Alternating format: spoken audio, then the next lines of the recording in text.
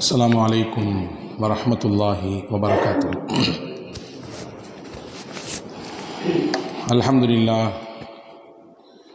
अल्हम्दुलिल्लाहि रब्बिल आलमीन व नुसल्ली व नुसल्लिमु अला रसूलिल करीम व अला आलिहि व सहबिहि अजमाइन अम्मा बाद। क़द क़ाल अल्लाहु तआला फ़िल क़ुरआनिल करीम वल फ़ुरक़ानिल हमीद। अऊज़ु बिल्लाहि मिनश शैतानिर रजीम। बिस्मिल्लाहिर रहमानिर रहीम। इन्ना अंज़लना इलैकल किताब लितहकुम बैनन नासि बिमा अराकल्लाह वला तकुन लिल ख़ाइनीन ख़सीमा। क़ाल नबीना मुहम्मदुर रसूलुल्लाहि सल्लल्लाहु अलैहि वसल्लम सतकूनु बअदी उमराउन यज़लिमून व युकज़्ज़िबून व मन सद्दक़हुम बिकिज़्बिहिम व मा लाअहुम अला ज़ुल्मिहिम फ़लैस मिन्नी वला अना मिन्हु। अल्लाहुम्म सल्लि अला सय्यिदिना मुहम्मदिन व अला आलि सय्यिदिना मुहम्मदिन व अன்ஸில்ஹுல் மக்அதல் முகர்ரப இந்தக யௌமல் கியாமா। எல்லாம் வல்ல அல்லாஹுவின் திருப்பெயர் போற்றி புகழ்ந்து துவங்குகிறேன். அன்னலம் பெருமானார் முஹம்மதுன் ரசூலுல்லாஹ் ஸல்லல்லாஹு அலைஹி வஸல்லம் அவர்கள் மீதும் அவர்களை பின்பற்றிய சத்திய சஹாபாக்கள், நல்லோர்கள், சாலிஹீன்கள், குறிப்பாக இந்த ஜும்மாவின் அவைக்கு வருகை தந்திருக்கிற வர இருக்கிற எல்லா மக்களின் மீதும் எல்லாம் வல்ல அல்லாஹுவின் அன்பும் அருளும் என்றும் நிறைவாக நின்று நிலவட்டுமாக. ரப்புல் ஆலமீன் அல்லாஹ் நம்முடைய பாவங்களை, தவறுகளை மன்னித்து அவனுடைய திருப்பொருத்தத்திற்குரிய நன்மக்களாக, மேன்மக்களாக நம் எல்லோரையும் சேர்த்து கொள்வானாக. வாழும் காலம் வரை ஆரோக்கியத்தை நிறைவாக தந்து மருத்துவமனையின் அனைத்து விதமான துன்ப துயரங்கள், செலவினங்களை விட்டு நம்மையும் நம் சந்ததிகளையும் நம் குடும்பத்து மக்களையும் அல்லாஹ் காத்து ரட்சிப்பானாக. அல்லாஹுவின் புனித ஆலயமாம் காபா ஷரீஃபையும் அன்னலம் பெருமானார் ஸல்லல்லாஹு அலைஹி வஸல்லம் அன்னவர்களின் புனிதமான ரவுதா ஷரீஃபையும் புனித பைத்துல் முகத்தஸையும் மீண்டும் மீண்டும் ஹஜ்ஜு உம்ரா ஜியாரா செய்திட நம் எல்லோருக்கும் அல்லாஹ் குடும்பத்துடன் வாய்ப்பளிப்பானாக. உலகை விட்டு மூச்சடங்கும் நேரத்திலே லா இலாஹ இல்லல்லாஹ் முஹம்மது ரசூலுல்லாஹ் என்ற திருக்கலிமாவை சொன்ன வண்ணம் நம்முடைய ஆத்மாக்களை கைப்பற்றி அல்லாஹ் நாளை ஃபிர்தௌஸ் என்ற உயர்ந்த சொர்க்கத்திலே கண்மணி நாயகம் ஸல்லல்லாஹு அலைஹி வஸல்லம் அன்னவர்களின் தலைமையின் கீழே நம்மையும் நம்மை பெற்றவர்கள், நமக்கு கல்வி தந்தவர்கள், நம் முன்னேற்றத்திற்கு காரணமான அத்துணை மக்களையும் அல்லாஹ் ஒன்றிணைப்பானாக. ஆமீன் யா ரப்பல் ஆலமீன். கண்ணியத்திற்கும் மரியாதைக்கும் உரிய சகோதரர்களே, பாசத்திற்குரிய மூமின்களே, அல்லாஹுவின் மகத்தான கருணையினாலே புனிதமான இந்த வருடத்தினுடைய ரமதான் நாட்களை இபாதத்தில் கழித்துவிட்டு ஷவ்வால் மாதத்தினுடைய முதல் ஜும்மாவிலே நாம் இருக்கிறோம். நபிகளார் ஸல்லல்லாஹு அலைஹி வஸல்லம் அன்னவர்கள் முன்னாள் காலத்தில் நடந்த பல்வேறு விஷயங்களை சமகாலத்தில் இருக்கக்கூடிய சஹாபாக்களுக்கும் எதிர்காலத்தில் வரக்கூடிய இஸ்லாமிய தலைமுறையினருக்கும் சொல்லிக் கொடுத்து அதிலிருந்து நமக்கான பாடமும் படிப்பினையும் என்ன என்பதையும் கற்றுத்தந்து விட்டு போயிருக்கிறார்கள். அந்த வரிசையில் நபிகளார் ஸல்லல்லாஹு அலைஹி வஸல்லம் அன்னவர்கள் சொன்ன ஒரு உணர்ச்சி பூர்வமான ஒரு நிகழ்வு சஹாபாக்களிடத்திலே சொல்கிறார்கள். ஃபிரௌன் மிக கொடுங்கோன்மையான ஆட்சியை செய்தவன், கொடூரத்தின் உச்சம் அவன், சர்வாதிகாரத்தின் எல்லா பிடிகளும் அவன் கையில் இருந்தது. எப்படியெல்லாம் ஆட்சி அதிகாரம் இருக்கக்கூடாது என்பதற்கு ஃபிரௌனும் அவனுடைய ஆட்சி அதிகாரமுமே சாட்சி.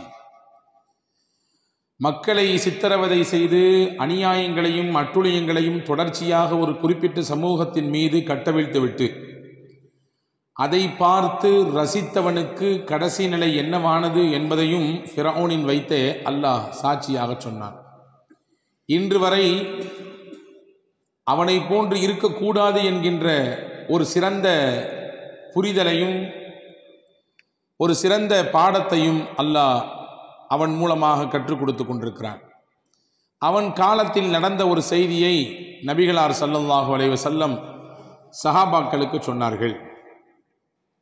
ஃபிரௌனிடத்திலே யாரும் எதிர்த்து குரல் எழுப்ப முடியாது. ஏனென்றால் அவன் மட்டும்தான் அங்கே பேசுவான், வேறு யாரும் பேசக்கூடாது. அவன் சொல்வதை எல்லோரும் கேட்க வேண்டும். அதுதான் அவனுடைய ஆட்சியின் நியதி. எந்த பதிலும் சொல்லாமல் தலையாட்டும் பொம்மைகளாக அந்த ஊரில் இருக்கும் பலர் இருந்தனர். அடிமைகளாக அவமானப்படுத்தப்பட்டு சித்திரவதைக்கு உள்ளாக்கப்பட்டு பல்வேறு துன்பங்களையும் அக்கிரமங்களையும் தொடர்ச்சியாக அனுபவித்து கொண்டு ஒரு கூட்டம் இருந்தனர். ஆனால் அவர்களாலும் கூட பேச முடியவில்லை. பயந்து நடுங்கி போய் உட்கார்ந்திருந்தார்கள். அல்லாஹ் நாடினால் எங்கேயும் கொண்டு வந்து சத்தியத்தை வைப்பான் என்பதற்கு இந்த நிகழ்வு ஒரு சாட்சி. ஃபிரௌனின் வீட்டிலே ஃபிரௌனின் மகளுக்கு தலை சீவி விடக்கூடிய சிகை அலங்காரம் செய்யக்கூடிய ஒரு பெண் இருந்தார். அந்த பெண்ணும் சத்திய இஸ்லாத்தை ஏற்றுக்கொண்டு மூசா நபியை நபியாக ஏற்றுக்கொண்டிருந்த பெண்மணி. ஃபிரௌனின் அரசவையிலே ஃபிரௌனுக்கு நெருக்கமாக ஒரு மந்திரி இருந்தார். அந்த மந்திரி வேற யாரும் இல்லை, அந்த பெண்ணினுடைய கணவர். இந்த கணவரும் இஸ்லாத்தை ஏற்றிருந்தார். மூசா நபியை நபியாக ஒத்துக்கொண்டிருந்தார். அந்த காலம் எப்படிப்பட்ட காலம் என்றால், ஃபிரௌன் சொன்னான், நான் தான் அன ரப்புக்குமுல் ஆலா, உங்களின் மேன்மைக்குரிய இறைவன் நானே, என்னைத்தான் நீங்கள் வணங்க வேண்டும், நான் தான் உங்களுடைய கடவுள் என்று தன்னைத்தானே கடவுள் என்கின்ற அந்தஸ்து வரை உயர்த்தியவன். சில நேரங்களில் அதிகாரமும் செல்வாக்கும் பணத்திமிரும் மனிதனை ஆட்டம் போட வைத்துவிடும். அப்படியான ஆட்டத்தை தான் இவன் போட துவங்கிவிட்டான் ஃபிரௌன். அதன் உச்சிதான் நான் தான் உங்கள் கடவுள் என்று சொன்ன வார்த்தை. இந்த சூழலிலே மந்திரி சபையில் இருக்கக்கூடிய ஒரு நெருங்கிய மந்திரி மூசா நபியை இறை தூதர் என்றும் அல்லாஹ்வை ஏக இறைவன் என்றும் ஏற்றுக்கொண்டிருக்கிறார். இது எப்படியோ தெரிஞ்சு போச்சு ஃபிரௌனுக்கு. கூப்பிட்டு விட்டு கண்டித்தான். அந்த கண்டிப்பெல்லாம் அவர் காதில் விழவே இல்லை. சத்தியம் உள்ளே நுழைந்ததற்கு பிறகு கண்டிப்புகள் என்ன கண்டிப்பு, காதில் ஏற்றுக்கொள்ளவே இல்லை. கடைசியில் மிரட்டி பார்த்தான், சத்தம் போட்டான், ஏசி பேசினான், எதற்கும் அசையவில்லை அந்த மனிதர். கடைசியில் இவரை விட்டால் இப்படியே இது பரவி போய்விடும் என்று நினைத்தான். அவரை கொன்றான். இதோடு முடியும் என்று பார்த்தால் முடியவில்லை. வீட்டில் அவருடைய மனைவி ஃபிரௌனுடைய மகளுக்கு சிகை அலங்காரம் செய்யக்கூடிய பெண், அந்த பெண்ணின் கல்விலும் ஈமான் இருந்தது. இந்த சத்தியம் வெளிச்சமாக இருந்தது. ஃபிரௌனுடைய மகளுக்கு தலை சீவி விட்டு கொண்டிருந்த ஒரு நாள் திடீரென்று கையில் இருந்த சீப்பு கீழே விழுந்து அதை எடுக்க துவங்கும் பொழுது அந்த பெண் பிஸ்மில்லாஹ் என்று சொன்னார், அல்லாவின் திருநாமத்தை கொண்டு. குழந்தைக்கு, அந்த பெண் பிள்ளைக்கு ஆச்சரியம். அல்லாவா? யார் அந்த அல்லாஹ்? என்னுடைய வாப்பா தானே, என்னுடைய தந்தை தானே, உங்கள் எல்லோருக்கும் இறைவன், புதுசா ஏதோ ஒரு பேரை சொல்றியே. அந்த பெண் சொன்னது, புதிதில்லை, இதுதான் நிரந்தரம். எனக்கு மட்டுமில்லை, உனக்கும், உனக்கு மட்டுமில்லை, உன் தந்தைக்கும் கடவுள் அல்லாஹ்தான். இந்த செய்தி அப்படியே பரவி ஃபிரௌனின் காதுக்கு வந்தது. ஃபிரௌன் கூப்பிட்டான் அந்த பெண்ணை. தன்னுடைய வீட்டில் தன்னுடைய பிள்ளைக்கு அலங்காரம் செய்யக்கூடிய பெண்ணுடைய உள்ளத்தில் நான் இல்லையா, வேறு யாரோ ஒருவர் இருக்கிறாரா? மூசா சொன்ன கடவுள் அங்கே உள்ளத்தில் இருக்கிறாரா? வா என்று கூப்பிட்டான். அதே போன்று மிரட்டல். சொல்லி பார்த்தான், கேட்கவில்லை. மிரட்டி பார்த்தான், மசியவில்லை. கடைசியில் உடலும் உள்ளமும் ஒரு சேர அப்படியே இறுகி போகக்கூடிய ஒரு தண்டனையை மக்கள் மன்றத்தை கூப்பிட்டு நடத்திட வேண்டும் என்று நினைத்தான். அதுதான் ஒரு பெரும் நெருப்பு குண்டம். அந்த நெருப்பு குண்டத்திலே ஒரு பிரம்மாண்டமான பாத்திரம். அந்த பாத்திரம் முழுக்க எண்ணெய் ஊற்றப்பட்டது. ஒரு சில மணித்துளிகளில் எண்ணெய் தகதகவென்று கொதிக்கிறது. இப்பொழுது அந்த எண்ணெய் சட்டிக்கு முன்னால் அந்த பெண்ணை நிப்பாட்டி வைத்த அந்த ஃபிரௌன் கேட்டான், என்னை கடவுள் என்று சொல்கிறாயா, இல்லை உன்னை எண்ணெய் சட்டியில் தூக்கி போடவா? அந்த பெண்மணி கொஞ்சமும் தயங்காமல் அச்சப்படாமல் சொன்னது, என்னையும் உன்னையும் படைத்தவன் அல்லாஹுதான், என்னையும் உன்னையும் படைத்தவன் அல்லாஹுதான், நானும் நீயும் சேர்ந்து வணங்க வேண்டியதும் அந்த அல்லாஹுவைத்தான். ஒரு துளியளவு கூட அவருடைய அந்த பெண்ணின் முகத்திலோ பேசும் வார்த்தைகளிலோ தடுமாற்றம் இல்லை. எந்த பயத்தின் வாடை கூட தெரியவில்லை. இப்பொழுது ஃபிரௌனுக்கு சிந்தனை தோன்றியது, வேற மாதிரி இந்த பெண்ணை ட்ரீட் பண்ணணும்னு நினைச்சான். அந்த பெண்ணுக்கு 5 குழந்தைகள், சின்ன சின்ன பிள்ளைகள், வரிசையாக 5 குழந்தைகள். 5வது குழந்தை கை குழந்தை. அந்த குழந்தைகளை எல்லாம் கூப்பிட்டு வர செய்தான். எல்லா குழந்தைகளையும் கூட்டி வந்து நிப்பாட்டினாங்க. அம்மாவை பார்த்த உடனே, எண்ணெய் சட்டியை பார்த்த உடனே அந்த பிள்ளைகளுடைய முகமெல்லாம் வெளிரி போனது. பிள்ளைகள் தாயின் காலை சுத்தி சுத்தி வந்தது. அம்மா அம்மா என்று சத்தம் போட்டது. கை குழந்தையை மட்டும் அந்த பெண் கையில் தூக்கி இடுக்கி கொண்டாள் இடுப்பிலே. இப்பொழுது ஃபிரௌன் கேட்டான், உன்னை தண்டிக்க போவதில்லை, நீ ஏற்றுக்கொண்ட மார்க்கத்தை விடவில்லை என்றால் நீ பெத்த பிள்ளையை உன் கண் முன்னால் போட்டு பொசுக்கி விடுவோன். எண்ணெய் சட்டியில் கருகி போய்விடும், சாம்பலாகிவிடும். பலகாரங்கள் பொரிக்கப்படுவதை போன்று நீ பெத்த பாலகனெல்லாம் இந்த சட்டியில் போய் பொசுங்கி போய் விடுவான். என்ன சொல்கிறாய் சொல். அதே வார்த்தை, கொஞ்சமும் பயமில்லை, முகத்தில் கொஞ்ச வித்தியாசமும் இல்லை. தரதரவென்று கத்தும் கத்திலேயே அந்த குழந்தையை இழுத்து கொண்டு போனான். எண்ணெய் சட்டியில் தூக்கி காவலன் தூக்கி போட்டான். சில மணித்துளிகளில் உள்ளே விழுந்த பிள்ளை அப்படியே கருகி போனது. எலும்புகள் மட்டும்தான் மிச்சம். அடுத்த குழந்தையை பிடித்தான். கேட்டான், இப்போ சொல்லு, உன் ஒரு புள்ள போச்சு, செத்து போச்சு உன் கண் முன்னாடி. அந்த வேதனையை பார்த்தவுடன் அந்த பெண்ணினுடைய உள்ளத்தில் தயக்கம் வரவில்லை, இன்னும் உறுதி வந்தது, இன்னும் அழுத்தம் வந்தது. இந்த மார்க்கத்திற்காக வேண்டி ஒரு பிள்ளை இல்லை, எல்லாவற்றையும் கொடுக்க தயார் என்பதை அந்த முகம் காட்டியது. அடுத்த பிள்ளையும் அதே போன்று, அடுத்த பிள்ளையும் அதே போன்று, அடுத்த பிள்ளையும் அதே போன்று. 4 குழந்தைகள் சட்டியிலே கரிந்து அந்த கருகிய வாடை சுத்தி இருக்கும் நபர்களின் முகங்களை எல்லாம் சுளிக்க வைத்தது. 5வது குழந்தை கை குழந்தை. கை குழந்தையை பிடுங்கி எடுக்கும் நேரத்திலே அந்த பெண்ணின் கண்ணில் அப்பொழுதுதான் ஒரு சொட்டு கண்ணீர். பால் மட்டுமே குடிக்கக்கூடிய பச்சிளம் குழந்தை இப்பொழுது எண்ணெய் சட்டிக்குள்ளே போய் கருக போகிறதே என்று மனம் லைட்டா துடிக்குது. அல்லாஹ் ஒரு அதிசயத்தை காண்பித்தான். அந்த பச்சிளம் குழந்தை பாலகன் பேசியது, அம்மா பயப்படாத, நீ சத்தியத்தில் இருக்க, ஒரு காலம் அல்லாஹ் நம்மை கைவிட மாட்டான், நீ பயப்படாத. பேசிய கை குழந்தைகளின் பட்டியலிலே இதுவும் ஒன்று. ஈசா நபி பேசினார்கள் என்று நாம் பார்க்கிறோம் இல்லையா? அந்த பட்டியலிலே ஃபிரௌனுடைய வீட்டில் இருந்த வேலை பார்த்த சிகை அலங்காரம் செய்த அந்த பெண் பெற்றெடுத்த பிள்ளை கை குழந்தை பேசியது. ஹதீஸ் இது. சொன்னவுடன் அந்த பெண்ணின் உள்ளத்தில் இன்னும் பாறை போன்று இறுக்கமான எண்ணம். சில நிமிடங்களில் அந்த பச்சை குழந்தையும் கருகி போனது. அதற்கு பிறகு 5 பிள்ளையும் போயிடுச்சு.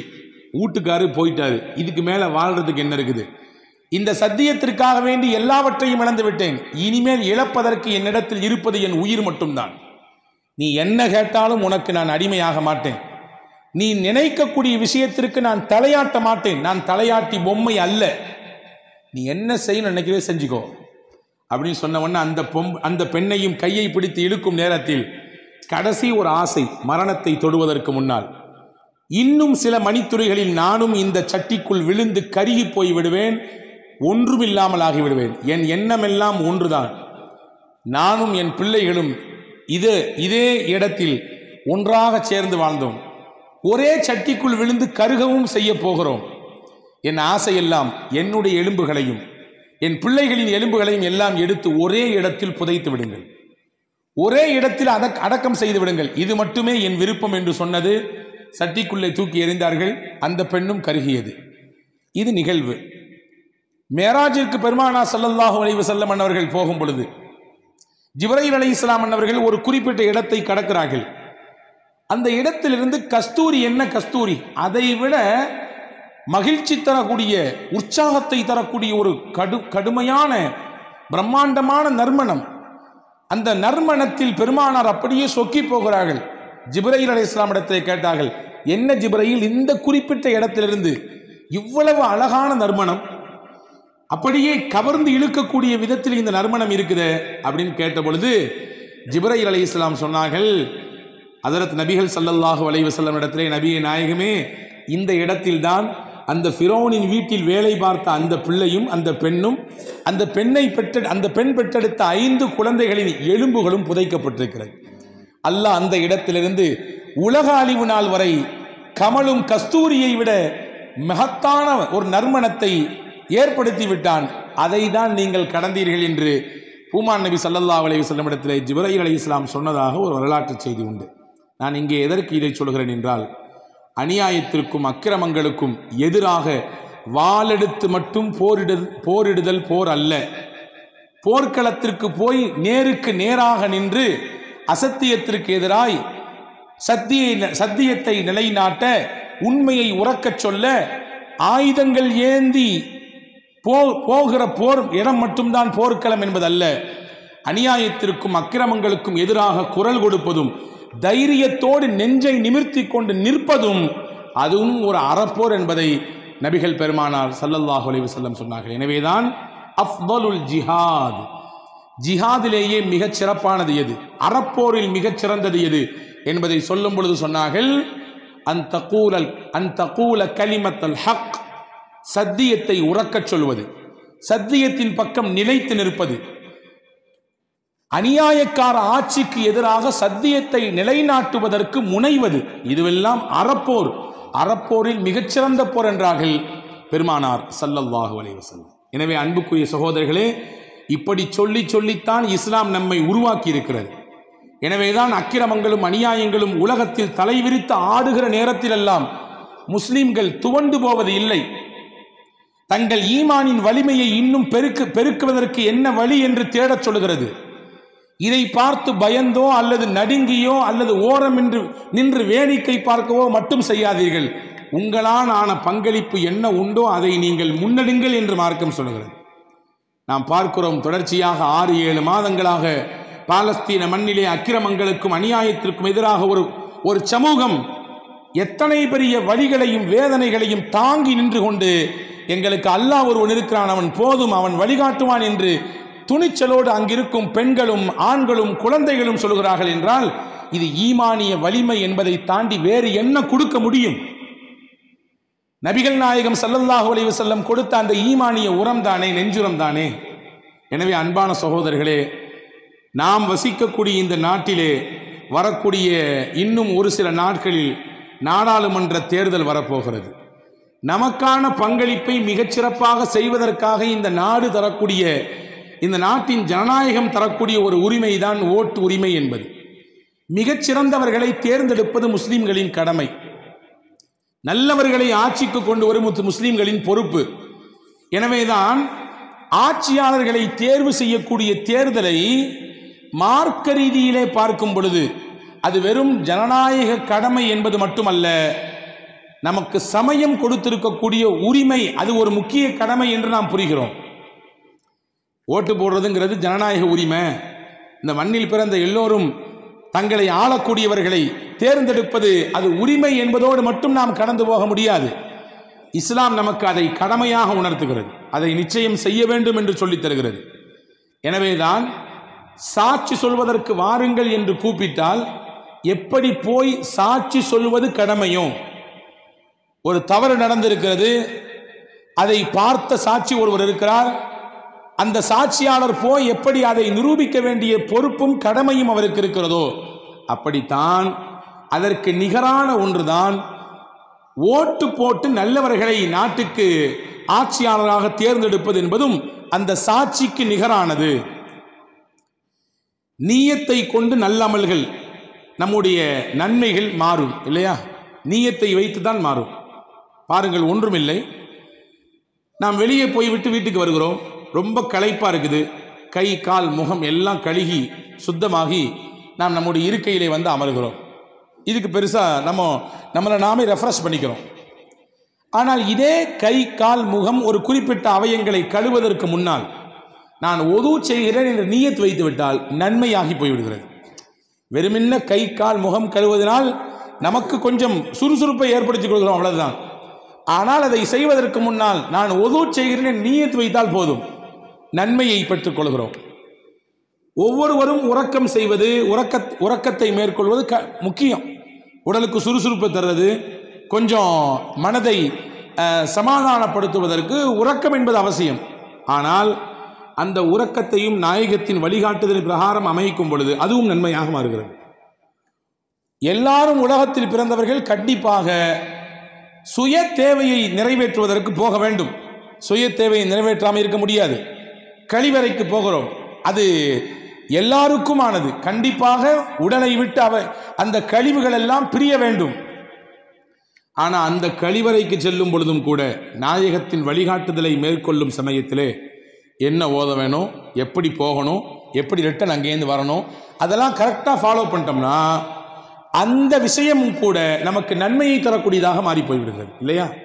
நீயத்தை வைத்து அப்படியே எல்லாம் மாறுகிறது. அப்படித்தான் நல்ல ஆட்சியாளரை தேர்வு செய்வதற்காக வேண்டி நான் தேர்தல் களத்துக்கு வருகிறேன், நான் ஓட்டு போட போறேன் என்ற எண்ணத்தில் போனால், அந்த எண்ணத்தில் போய் நீங்கள் கியூவில் நின்னா, லைன்ல நின்னா, ஒரு சில மணித்துளிகள் அதற்காக வேண்டி நீங்க கொஞ்ச நேரம் வெயிட் பண்ணாலும் அந்த நேரங்களும் உங்களுக்கு நன்மையாக போய்விடும். நம்மள நிறைய பேர் நினைக்கிறது உண்டு, எது நான் மட்டும் ஒரு ஆள் பெருசாக ஓட்டு போட்டு இந்த ஊரில், இந்த உலகத்தில், இந்த நாட்டில் என்ன பெருசாக பெரிய மாற்றம் வரப்போகுது அப்படின்னு சில பேர் நினைக்கிறோம். இன்னும் சில பேர் எதுக்கு போட்டுக்கிட்டு எதையாவது வரட்டும், யாரா வரட்டும், யார் வந்தாலும் நமக்கு என்ன புண்ணியம், யார் ஆட்சிக்கு வந்தாலும் நமக்கு ஏதாவது புண்ணியம் இருக்குதா, நான் சம்பாதிக்கணும், நீ சம்பாதிக்கணும், நீ உழைக்கணும், நான் உழைக்கணும், அப்பதான் நமக்கு காசு என்று நியாயம் பேசுபவர்கள் சிலர் உண்டு. சிலர் விடுமுறை ஒரு நாள், சரி நிம்மதியாக வீட்டில் இருப்போம், எதுக்கு போட்டு வம்புல, வெயில் அவ்வளோ அடிக்குது, வேண்டாம் என்று இந்த விடுமுறையை கொஞ்ச நிமிடங்கள் வீட்டிலே சந்தோஷமாக இருப்போம் அல்லது வெளியே போவோம் என்று நினைத்து கொண்டு புறக்கணிப்பதும் உண்டு. அன்பானவர்களே, இந்த காரணத்தை எல்லாம் வைத்துக்கொண்டு நாம் இந்த ஓட்டு போடுதலை தள்ளி வைக்கக்கூடாது. முடிந்த அளவுக்கு நமக்கான கடமையை, ஜனநாயக கடமையை, மார்க்க கடமையை நிறைவேற்றப் போகிறேன் என்ற எண்ணத்திலே, நல்ல ஆட்சியாளர்களை இறைவா நீ தேர்ந்தெடுத்துக் கொடு என்கின்ற எண்ணத்திலே, சாட்சி அளிக்குதல் என்கின்ற எண்ணத்திலே நாம் ஓட்டு போடுவது நம்முடைய கடமை. இந்த நாட்டில் நடைபெறக்கூடிய, இந்த நாடு சுதந்திரம் பெற்று கிட்டத்தட்ட 75 ஆண்டுகள் ஆக போகிறது இல்லையா? அதில் நடைபெறக்கூடிய 18வது நாடாளுமன்ற தேர்தல் இது. கிட்டத்தட்ட 7 கட்டங்களாக நடக்கிறது. ஜூன் மாதம் 1ஆம் தேதி தேர்தல் நடக்குது. முதல் கட்ட தேர்தல் நம்முடைய நாம் வசிக்கக்கூடிய மாநிலமும் அதில் இடம்பெறுகிறது, வரக்கூடிய 19ஆம் தேதி. கிட்டத்தட்ட இந்த எலெக்ஷன்ல, இந்த நாடாளுமன்ற தேர்தலிலே 97 கோடி மக்கள் வாக்கு செலுத்துவதற்கு தகுதி உள்ளவராக இருக்காங்க. 97 கோடி மக்கள். முதல் நாடாளுமன்ற தேர்தல் 1951 நடைபெற்றது. அதுல ஓட்டு போட்டது மொத்தம் எத்தனை பேர் தெரியுமா? வெறும் 17 கோடி. வெறும் 17 கோடி. 17 கோடி மக்களிலே சுமார் 85% மக்கள் கல்வி அறிவு இல்லாதவர்கள், எழுத படிக்க தெரியாதவர்கள். அவங்கள வச்சுதான் இந்த நாட்டினுடைய முதல் நாடாளுமன்ற தேர்தல் நடந்தது. ஆனா இன்னைக்கு அதிலிருந்து எத்தனை மடங்கு கூடியிருக்கின்றதை பார்க்கிறோம். 97 கோடி மக்கள் வாக்கு செலுத்த தகுதி பெற்றவர்கள். தேர்தல் ஆணையம் கொடுக்கக்கூடிய தகவல் இது. 97 கோடி மக்களிலே அதிகப்படியான மக்கள் கல்வி அறிவு பெற்றவர்களாக இருக்கிறார்கள் என்பது மட்டுமல்ல, கல்வித்தரத்தில் பல்வேறு விதமான சாதனைகளை நிகழ்த்தக்கூடிய அதிகப்படியான மக்கள் இருக்கக்கூடிய நாடு நாம் வசிக்கக்கூடிய இந்திய நாடு. இந்த அளவுக்கு இருக்கக்கூடிய எண்ணிக்கை மிக்க மக்கள் எவ்வளவு தூரம் வாக்கு செலுத்துறதுல, தேர்தலிலே முறையாக அந்த கடமையை நிறைவேற்றுவதிலே நாம் கண்ணும் கருத்துமாக இருக்கிறோம் என்பது மிகுந்த வருத்தத்தை தான் அளிக்கிறது. ஏன்னா எப்பொழுதுமே சுமார் 60லிருந்து 65% வாக்குகள் தான் பதிவாகிறது. நாடாளுமன்ற தேர்தலாகட்டும் அல்லது சட்டமன்றத்தினுடைய தேர்தலாகட்டும், இவ்வளவு மக்கள் இருந்தாலும் கூட 65லிருந்து அதிகபட்சம் 67 அல்லது 68% அவ்வளவுதான் வாக்குகள் பதிவாகிறது. ஆனால் இந்த தேர்தல் பழைய தேர்தல்களை போன்று, இதற்கு முன்னால் வந்த தேர்தல்களை போன்று நாம் கடந்து போய்விட முடியாது. இது வாழ்வா சாவா என்பதுக்கான ஒரு நிலை என்று கூட கருதினாலும் அது தகும். காரணம், இந்த நாட்டில் உள்ள எல்லா ஜனநாயக கட்டமைப்பும் ஒவ்வொன்றாக இந்த 10 ஆண்டுகளில் கொஞ்சம் கொஞ்சமாக சிதைந்து போயிருக்கிறது. நீதிமன்றங்கள் உட்பட, சொல்ல போனால் தேர்தல் ஆணையமும் கூட மாறி போய்விட்டதோ என்கின்ற அச்சத்தை ஏற்படுத்தக்கூடிய ஒரு சூழலிலே இருக்கிறோம். இந்த தேர்தலை நாம் விட்டுவிட்டால் பெரிய கல்வியாளர்கள், முக்கிய பொறுப்பில் இருக்கக்கூடிய நபர்களெல்லாம் கூட சங்கடப்படுகிறார்கள். இது போய்விட்டது என்றால் அடுத்த 5 ஆண்டுகளில் தேர்தல் என்ற ஒரு அமைப்பே இல்லாமல் கூட போய்வதற்கு வாய்ப்பு இருக்கிறது, எனவே பயன்படுத்துங்கள் என்கிறார்கள். எனவே அப்படியான ஒரு நெருக்கடியில் நம்முடைய நாடு இருக்கிறது என்பதை நாம் இங்கே கவனத்தில் கொள்ள வேண்டும். எனவே கண்டிப்பாக நாம் நம்முடைய வாக்குகளை செலுத்திவிட வேண்டும். ஊரில் இருக்கு எனக்கு ஓட்டு, பரவாயில்ல பயணிச்சு போங்க. நான் இதற்கென்று ஒரு பெரிய சிரமம் எடுக்க வேண்டும், என் குடும்பம்லாம் அங்கே இருக்குது, அங்கே போகணும் நாங்கள் எல்லாரும், பரவாயில்ல, அதற்கு கொஞ்சம் செலவானாலும் பரவாயில்லை. ஒரு 5 ஆண்டு கால ஆட்சியாளர்களை தேர்வு செய்வதற்கு நாம் கொஞ்சம் மெனக்கெட்டாலும் பரவாயில்லை. காரணம், இதனுடைய தாக்கம் தான் அடுத்த 5 ஆண்டுகளில் நமக்கு ஏற்பட போகிறது. எனவே வாக்கு செலுத்துதல் என்பது முக்கியமான கடமை என்பதை உள்வாங்கிக் கொள்ளுங்கள். 1. ரெண்டாவது முக்கியமான விஷயம் என்னன்னா, காசுக்கு எக்காரணத்தை கொண்டும் ஓட்டை விற்று விடாதீர்கள். நம்முடைய ஓட்டை நாம் தேர்ந்தெடுக்கக்கூடிய அந்த ஒரு விரலிலிருந்து நாம் வெளிப்படுத்தக்கூடிய அந்த விஷயத்தை வெறும் 200க்கும் 500க்கும் 1000க்கும் ஒரு பிரியாணிக்கும் அல்லது வேறு ஏதாவது தருகிறார்கள் என்பதற்காக வேண்டி வீணாக அதை விற்று அடுத்த 5 ஆண்டுகளினுடைய அந்த விஷயத்தை நாமே நமக்கு தலைக்கு மேலே மண்ணை அள்ளி போட்டுக்கொள்ள வேண்டாம். மார்க்கத்தின் அடிப்படையில் ஓட்டுக்கு காசு வாங்குதல் 100% ஹராம். நீங்க கேட்கலாம், அவங்க என்ன அவங்க வீட்டு காசையா கொடுக்குறாங்க, நம்ம வீட்டு காசு தானே வாங்கி தர்றாங்க, அதை வாங்கிக்கிறோம், நாங்கள் வேற மாதிரி குத்துவோம். எப்படி குத்துனாலும் சரி வாங்கக்கூடாது. நீங்கள் ஒரு இடத்தில் வாங்கி கொண்டு வேறு ஒருவருக்கு நீங்கள் ஓட்டை போட்டாலும் சரி அதுவும் ஹராம் தான். எனவே காசு வாங்காதீர்கள், தேவையில்லை. இது என்னுடைய நாடு எனக்கு தந்திருக்கக்கூடிய உரிமை. என் உரிமையை நிறைவேற்றுவதற்கு நான் ஏன் உன்னிடத்தில் காசு வாங்க வேண்டும் என்று கேளுங்கள். இங்கே என்ன தெரியுமா அவலம், அந்த நாட்டில் தான் சொந்த தேவைக்கு பணம் கொண்டு போகிறான், அதுக்கு பல இடத்துல பிடிச்சி செக்கப் பண்ணுறாங்க. ஆனால் அதே பணத்தை காசை ஓட்டை எனக்கு போடு என்று சொல்வதற்கு பல நபர்கள் வந்து கொடுக்கிறார்கள். அதை பார்க்கறதுக்கு ஆள் இல்லை, அதை கவனிக்கிறதுக்கு ஆள் இல்லை. எங்கிருந்து எப்படியெல்லாம் காசு கைமாறுகிறது என்பது நமக்கு தெரிகிறது. ஒரு ட்ரெயினில் சாதாரண பயணிகள் போகக்கூடிய ட்ரெயினில் ஒரு 4-5 நாட்களுக்கு முன்னால் 4 கோடி ரூபாய் எடுத்திருக்கிறார்கள். திருநெல்வேலியில் 4 கோடி ரூபாய் ஒரு ட்ரெயினில் இருந்து எடுத்திருக்கிறார்கள். அப்படி என்றால் இந்தியா முழுக்க எத்தனை ட்ரெயின், எப்படிலாம் யோசிக்க வைக்குது நம்மளை. இப்போ சாதாரணமாக மக்கள் பயன்பாட்டில் இருக்கக்கூடிய சாதாரணமாக போய் வரக்கூடிய இடத்திலே தடை போடப்படுகிறது, பல்வேறு சோதனைகள். நான் அதை தப்பாக சொல்லவில்லை. ஆனால் அதையெல்லாம் கவனிக்கக்கூடிய அதிகாரிகள் நேரடியாக எந்த ஒரு மறைவும் இல்லாமல் வந்து கொடுக்கிறார்கள். அதை ஏன் இந்த அளவுக்கு கவனிப்பதில்லை என்பதை யோசிக்க வைக்கிறோம். எனவே அன்பு சகோதரர்களே, நம்முடைய ஓட்டை யாருக்கும் காசு கொடுத்து வாங்கிட வேண்டாம், வித்திர வேண்டாம். அது பச்சை ஹராம் என்பதை கவனத்தில் கொள்ளுங்கள். யார் எவ்வளவு கொடுத்தாலும் நீயே வச்சுக்கோ என்று வாங்கி காசையும் அவன் மூஞ்சில் வீசுங்கள்.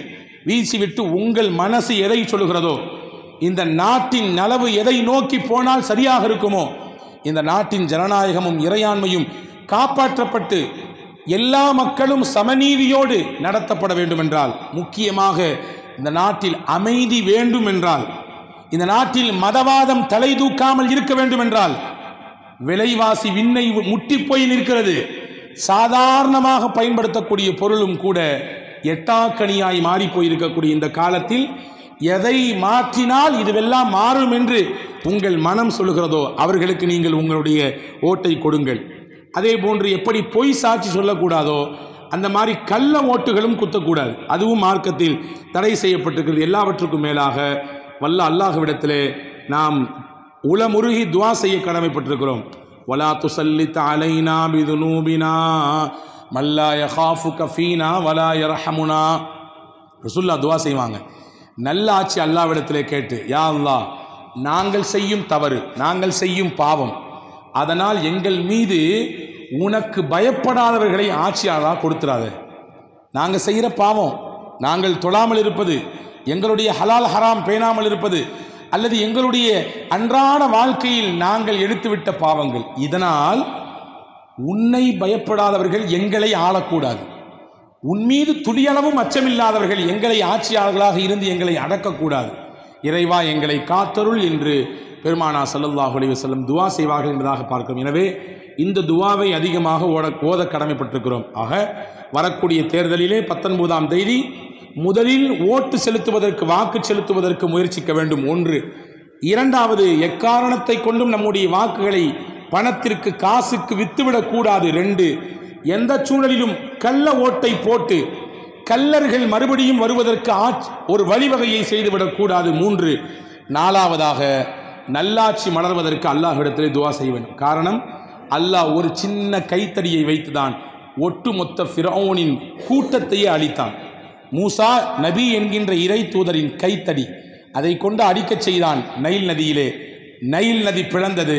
மூசா அலைஹிஸ்ஸலாமையும் மூமின்களையும் அல்லாஹ் காப்பாற்றினான். சர்வாதிகாரம் கொண்ட ஃபிரௌனுடைய கூட்டத்தையும் அல்லாஹ் அங்கே மூழ்கடித்தான். உலகத்தில் எது பெரிது என்று நினைத்தானோ அவனுக்கு சாதாரண தண்ணீரில் தான் அழிவு வந்தது. நம்ரூத் இப்ராஹிம் அலைஹிஸ்ஸலாமை சித்திரவதை செய்து நெருப்பு குண்டத்தில் தூக்கி போட வேண்டும் நினைத்தான். அல்லாஹ் அவர்களை தன்னுடைய உதவியை கொண்டு காப்பாற்றினான். நூஹ் அலைஹிஸ்ஸலாமின் சமுதாயத்தை அல்லாஹ் மிகப்பெரிய வெள்ளப்பெருக்கை கொண்டு அழித்தான்.